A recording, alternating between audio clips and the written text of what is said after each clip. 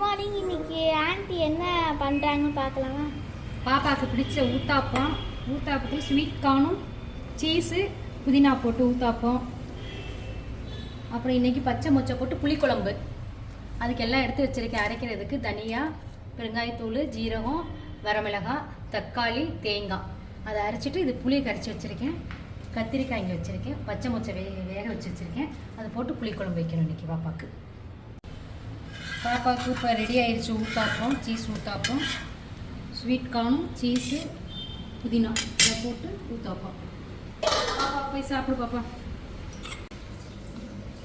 இந்த வறுக்கிறதுக்கு வடகமெல்லாம் எடுத்து வச்சுருக்கோம். வெங்காயம் வடகம், ஜவ்வரிசி வத்தல், அப்பளம், கிள்ளி போட்ட வத்தல் எடுத்து வச்சுருக்கோம். தாளிக்கிறதுக்கு நல்லெண்ணெய்,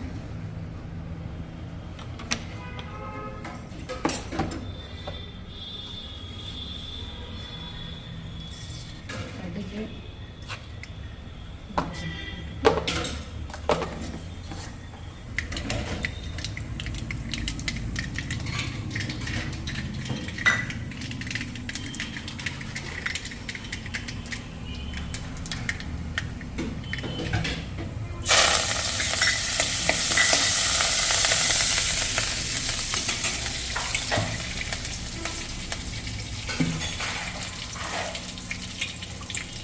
கத்திரிக்காய் போட்டு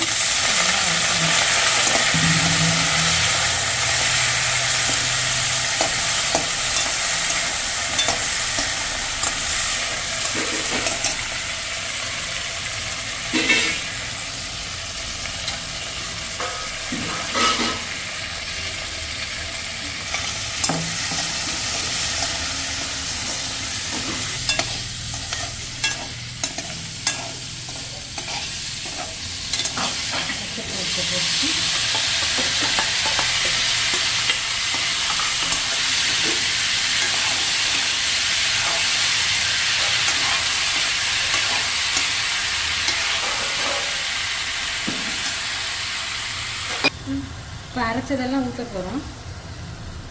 ஊற்றிட்டு கொஞ்சம் தண்ணியை ஊற்றி